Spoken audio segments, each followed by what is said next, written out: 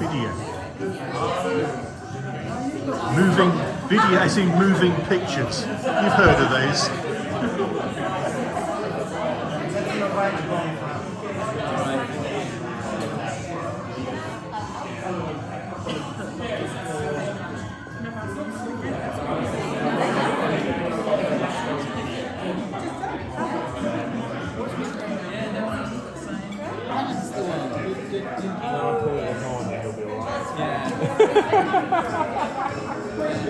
That'd be nice.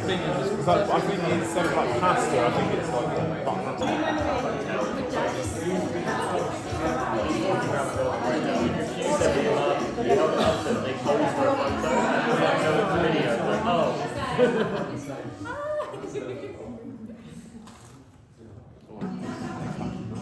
So videos. Just carry on. You know, so turn away. You know. They had toasters there. Capture the moment.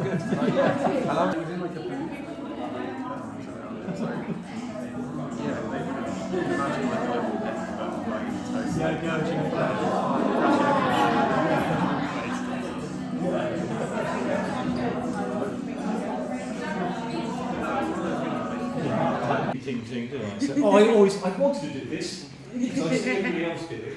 So, that wasn't enough. Well, sorry, sake of things. I'm trying again. Don't push it. Hooray! That was better by me, wasn't it? Well, the music stops. You've done it already. Thank you very much for that. Right now. I probably deliver this to you in a speech. It's not really that thick. I was going to say. There we go. Much easier doing that, makes sense. First of all, greetings. Hello, everybody. Welcome.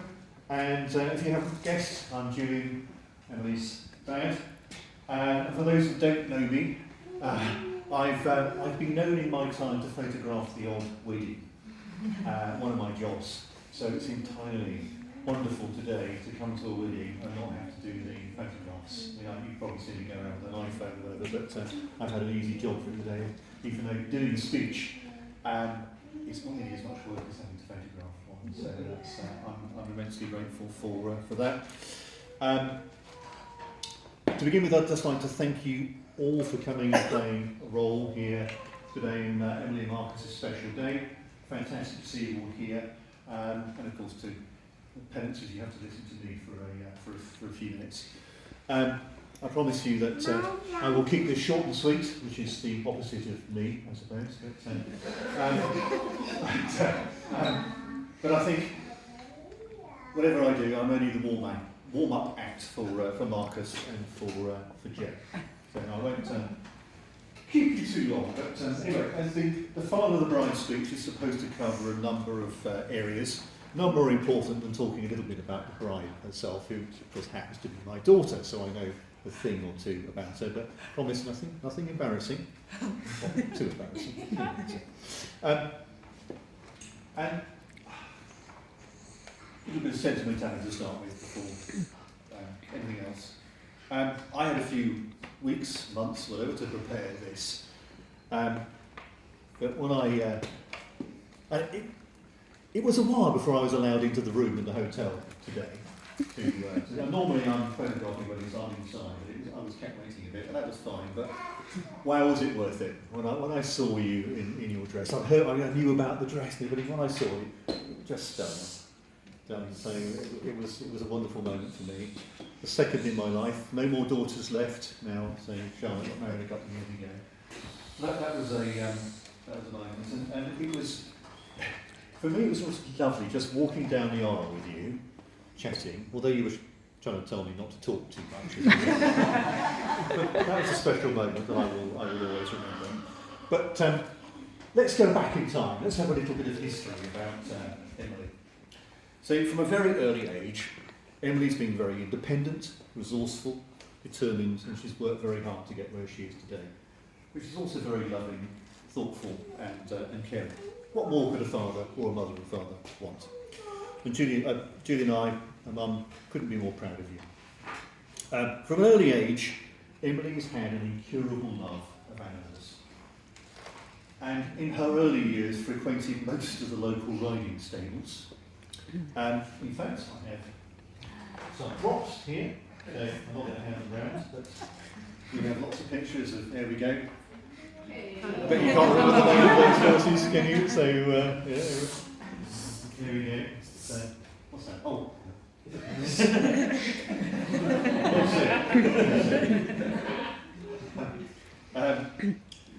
Yeah, so you have riding lessons, you grew loaning, and eventually got to own your own horse. And I think your mum has probably lived her childhood dream through you and Charlotte. Animals, Emily's passion for animals goes back many years. She started off thinking she'd like a corn snake, apparently. Your mum had to remind me of that. Then it came to barn owl time, so she wanted a barn owl, which we convinced her wasn't that practical. Before beginning a phase of rescuing pigeons, injured pigeons, apparently, taken to various sort of animal hospitals, and they ended, wherever they ended, but not any back. But along the way, she inherited a couple of chickens, Henrietta and Nikki, that was it. Yes. Actually, the name of my two pet chickens when I was young, same one, so I must have inherited those names. So I went through a phase of chickens, inherited from my granddad, and then of course we holidayed for many years down at Mary and Bob's farm in Great Torrington, and Charlotte and Emily spent many an hour fussing Lizzie and Tumble, the resident horses there. Jumping ahead for a second to her career, so zooming ahead, Emily worked for a while as a veterinary nurse. Not for long. On her first day, she came back, lo and behold, with a very small, shy, black cat. Initially I thought this was simply a temporary fostering arrangement, but 9 years later, Lucy, our cat, is still with us. And like all cats, she looks down at us and thinks she owns the place. No surprise there. 3 days later, I came back from work. I heard this commotion in the kitchen. I have no idea what was going on. All I could see is this small orange ball of fluff that resembled a puppy. There he is, and he was at the time. And that went from an overnight stay to a weekend to a few more days. Needless to say that 9 years later, Pip is still with us and an irreplaceable member of the family. And I suppose he doesn't look down on us, he probably looks up to us. So that's a dog for you. And along the way, we've had a series of other dogs. We've had Tammy, we've had Riley, or as I called him, Riley Coyote, which probably says more about him than anything else.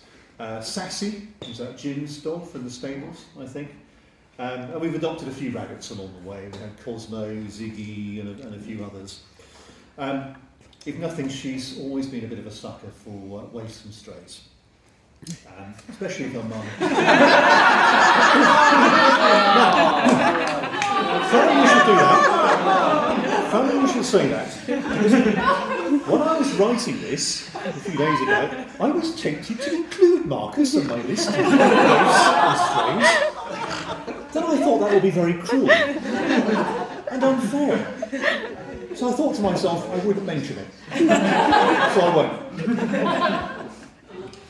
In the last couple of years, Emily and Marcus have adopted Sam, their beloved You're a little troubled dog. Many of you have met him, and now he's very much a permanent and much loved member of the family. Subheading here, riding.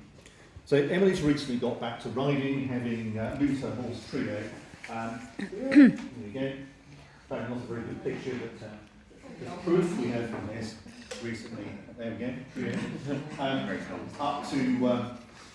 Up to Tunbridge. At the same time, Marcus has embraced her passion for horses and has really got involved. He came with us to the London International Horse Show at Excel before Christmas, and apparently been helping out at the yard as well. So good for you. Along the way, Marcus has also indulged Emily in one or two of her ongoing projects and fancies, including one we called Operation Campervan, or was it Van Morrison? When the grand idea was to take you've heard of it, I go full Chinese, whatever it was. What was the van you had? Luther Vandross. Luther Vandross, that is it. And convert it into this grand sort of living thing, which didn't work quite the way you thought, because it came towards the COVID era, wasn't it, when you were up in Ely. So that project didn't last very long, but at least you were able to sell the van, so no harm done. Talking of homes, Emily and Marcus have followed each other around the country, from Bromley to Ely to Lymington, which is, I think they must have had some unpaid bills in Ely they had to leave behind, so they went down to Lymington. Now they have a lovely place in Tunbridge, which they bought last year. There you go, sign. And for parents to get your kids on the property ladder is a miracle, especially nowadays. It was much easier in our day, much harder now to do that. Okay, and it's lovely to have Emily back, both of them in Tunbridge, because it's not only 45 minutes from where we live, but it's also the county in which you were born. So lovely to have you back. Okay. Oh, I got to. Yeah. Sorry. Heckling. Oh, yeah. Wrong page, yeah. Anyway, your mum and I are extremely grateful that you didn't move on your sudden inspiration to find an inexpensive place in Scotland, which we're talking about. That's fine.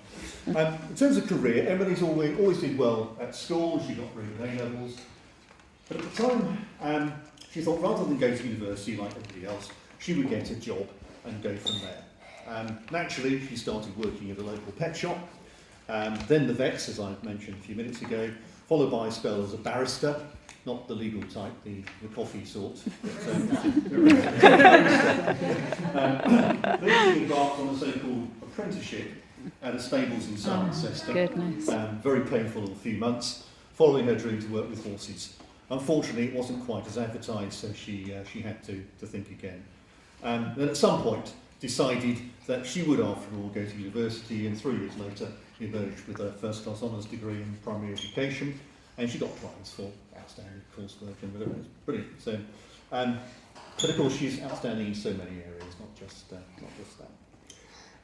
During Emily's university years, she took herself off to Thailand for a month, and at one point, she gave her mum a sleepless night when her mobile coverage ran out, and we didn't hear from her for 24 hours. So radio silence, off the grid completely, and she suddenly reappeared in the Middle East somewhere apparently. So we were pretty grateful of that. Of course, this was followed by a spell as a teacher, albeit in a London primary school, which was, to say the least, challenging and quite an education by any stretch of the imagination. Following that, Emily joined a very worthwhile charity as a project manager, and is still there today, albeit in a slightly different role. Emily's always cared about sustainability and protecting our planet, and in doing so, she's very conscious about what she's eaten and eating ethically. She's done quite a spell as a vegan and now vegetarian, so that's to be acknowledged. Subheading Meeting Marcus. Emily and Marcus met in January 2020, which of course is just before COVID, and very quickly decided they needed to move in together in order to keep their relationship going. So good move there. Very quickly we began to get the idea that Marcus was in for the long haul and becoming a permanent fixture, and they haven't really looked back since. Of course, meeting someone called Marcus in our family, which is not the most common name in the world, has had its challenges and has been slightly confusing. Not to mention they're both dark and almost similar height. And to be fair, we did struggle for a while with that name at first, wondering how to differentiate it between our Marcus. So at one point we came up with the name Tom, T-O-M, as in the other Marcus, but that didn't stick. Then I thought about M2, so M1, M2, that didn't work either. Then we came up with Marcus Maximus, but that didn't go down well either. So we've just been known as Emily's Marcus, so Marcus loves his football, in particular his beloved Ipswich Town. I've got the right, not Norwich. Formula One and a bit of golf. We're both looking forward to playing some golf during the spring and summer. In fact, we've got a golf day booked in our soon-to-come holiday in the Caribbean, which is nice. But Marcus is, I have to say, a lot nearer a scratch golfer than me. But talking of scratches, way back when Emily and Marcus were moving, was it from Bromley? You must have been from Bromley up to Ely. Yeah. Hugh, so Marcus's dad, volunteered, drop everything, hire this massive van, come to our house, pick everything up and take it to their new place. Of course, our road is wide, but not that wide. And unknown to me, he was trying to back this thing round and just clipped ever so slightly my brand new BMW X5. You've had it how long? Not that long. The mark is still on there. Because, however, it didn't escape my notice that you were coming here. So I thought I would present you with.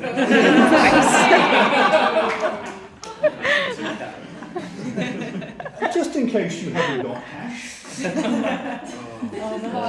Chip and pin. That's what they Visa, MasterCard, but I'm afraid I don't take Amex. Fees are too high.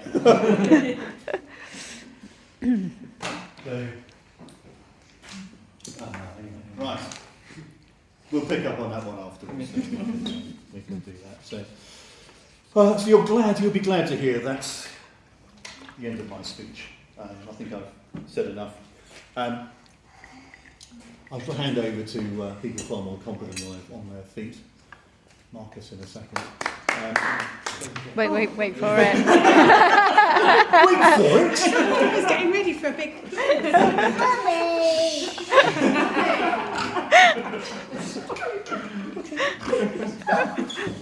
Now, if you're quite ready, you're happy for me to continue. You can't wait, can you? Get me off the stage. You ready? Anyway, please, now, be upstanding. Raise a glass if you've got one. Have we got anything? No? I have. Anything will do, water, whatever. Raise a toast to Emily and Marcus on their special day. Emily and Marcus. Marvellous. So that's 2 down, 1 to go, and it's another Marcus. Yes. No more speaking. So, We would have had a lot more energy as well if we hadn't just had 3 courses. Absolutely sat me down. But yeah, no, I very much enjoyed the food because it was lovely and what we ate up here. But yeah, the support Emily's family has shown not only to herself but to me leading up to this day is brilliant. I couldn't ask for anything more. It's just gratitude is basically my overall feeling of today. Just the room of people here, all of you, how far you've travelled, cousins I haven't seen for too long, new members of the family, and friends. yeah, it's just been brilliant. So thank you for everyone who's made the effort to be here today, because truly it does mean the world. It's been an emotional roller coaster in a good way. Started off this morning with Grace, who prepared this lovely it's like a hat that every time you pulled off the next lid it revealed some more embarrassing photos or some really nice photos of myself. But yeah, that set me off this morning. But yeah, again, from my sister, my mum, my dad, all of you, love you all. Yeah.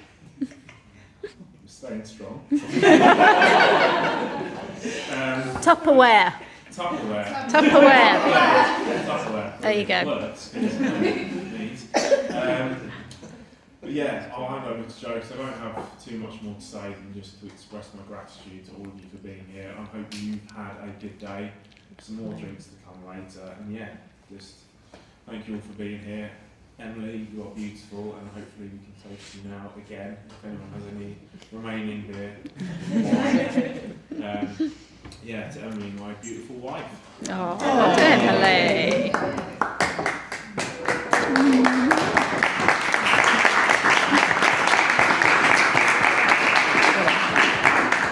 Joe's turn. So I'm running out of battery on my phone. Yeah. So, for those of you who haven't yeah, I'm Joe, I'm his best man.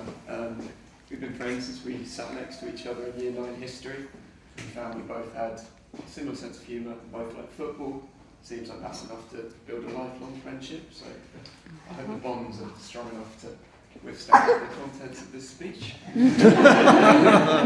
Together with mutual friends James and Alex down there, we formed a tight friendship group through the rest of our school years and beyond. As teenagers, the four of us had a few formative adventures,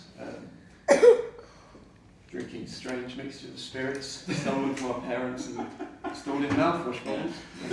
Marcus, you experimented with Cointreau Baileys, which is not the best mix in case anyone wanted to try that later on. Oh no. Year 10, we enjoyed a trip to Eastbourne for, I think it was for Alex's birthday. And our friend, who can't be here today, James, wandered off into the night streets of London and when picked up by the police at 1 in the morning. For some reason he called Marcus's mum rather than his own. I appreciate that late night call, Jack. Similarly, in New Year's Eve 2009, I think, me and Marcus went down to London and somehow, in our inexperienced, youthful state, missed the last train back, and Hugh had to come and collect us at 4 in the morning. And it was, yeah, thanks for that. But yeah, so speaking from personal experience, Emily, you've got some trusty, reliable inmates. I've also done a bit of travelling with Marcus at school. I visited him when he lived out in Singapore, and in 2019, I spent a week travelling around 3 Texan cities. And this trip included a chance encounter with Scottish comedian Kevin Bridges at a bar in Austin. And I think you'd had a few drinks, Marcus, at that point in the night. Feeling confident, went up and introduced yourself. We spent the next 3 hours till about 1 or 2 in the morning chatting with him. It was a really fun night, but I'm not sure how pleased Kevin's new wife was at this unexpected intrusion into their honeymoon. Anyway, having known Marcus for quite a few years, I thought I'd take the opportunity offered by this speech to drill down into a few traits of his personality. So perhaps some of these are going to be familiar to you. A few years ago, bored in the lockdowns, Marcus, James, Alex and I all decided to take a Myers-Briggs personality test. Marcus came out of personality type ISFP, otherwise known as the adventurer. So this personality type, according to the website we did it on, tend to have open minds, approaching life, new experiences and people with grounded warmth. For these types, life itself is a canvas of self-expression. And one well-known adventurer, could have been you, it may have been Bob Dylan, I can't remember, said, I can change during the course of the day. I wake up and I'm one person, and when I go to sleep, I know for sure I'm somebody else. So let's see how Marcus's life so far measures up to this. One of the major traits of the adventurer type is that they embrace a flexible and adaptable approach to life and can be prone to impulsiveness at times. I think many of you would say it's fair that Marcus has a changeable and slightly impulsive nature. This is clear in his career arc so far. So, not everyone's as lucky as me and to just waltz into the dream job in the glitzy, glamorous world of Lewisham bus planning. But Marcus's career career changes in the pursuit of the ideal job. They're quite something else. Since the age of 18, he's pursued careers as a tennis umpire, football journalist, chef, and even a brief stint as a bin man in Hemel Hempstead. I forgot that until last week. Given his background, you wonder what he could do next. As a social media influencer, professional gambler, yoga instructor maybe. But I think, in all seriousness, you don't need to worry, Emily. He's not going to be changing his career anytime soon. Not now he's found a dream job as a waste and recycling consultant. Just Living the dream. To buy up a piece of wood built from skips. Yeah. Yeah.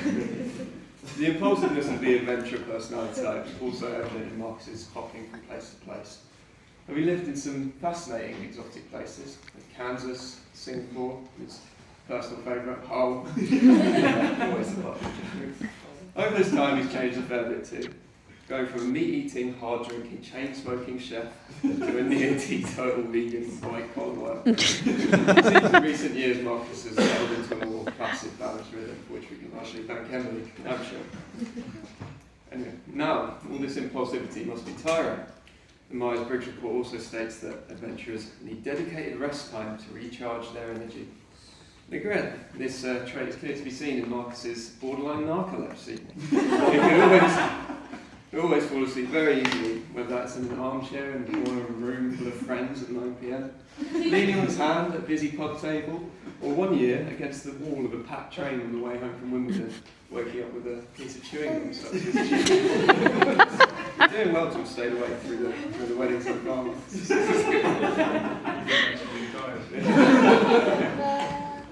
Although fitting the archetype quite well so far, there's one feature of Marcus's personality that doesn't quite fit. Adventurers are said to have difficulty with neatness and tidiness. Marcus, on the other hand, has a near psychopathic tendency towards neatness. Even back in the wild chefing days or the boozy days of Hull, you'd walk into his room and be like a sort of minimalist Scandinavian show home or Japanese shrine, everything in perfect straight lines, precise right angles, bedding freshly smooth and scented, not one speck of dust to be seen. And so, along with your tendency to wake up extremely early, this could make running a B&B a good career choice for when next get that adventurous itch, something to consider maybe you too. Yeah, perhaps many of you can think of other ways that Marcus fits into this personality type. And Emily, you just generally will always say, you just agreed to spend the rest of your life with him, so hopefully you take peace with these traits. I remember Marcus met Emily in the turn from 2019 to 2020, that kind of turn. And since then, they've gone from strength to strength. And Julian said already, I was a little still jumping around place to place, Ely, Lymington, Bromley, now the Great Home in Tunbridge. It's great to be here celebrating Marcus and Emily's wedding, and it's a real honour to be best man. Marcus has come a long way since his days as a Ipswich town mascot and ultimately at Our Lady of Lourdes Catholic Church. Along with being impulsive, borderline narcoleptic, and excessively tidy, he's also an incredibly kind and dependable friend, and is clearly an Emily make a great pair. We look forward to many happy years together. Wish you both all the best. My final hope, Kevin Bridges' wife doesn't turn up on your honeymoon.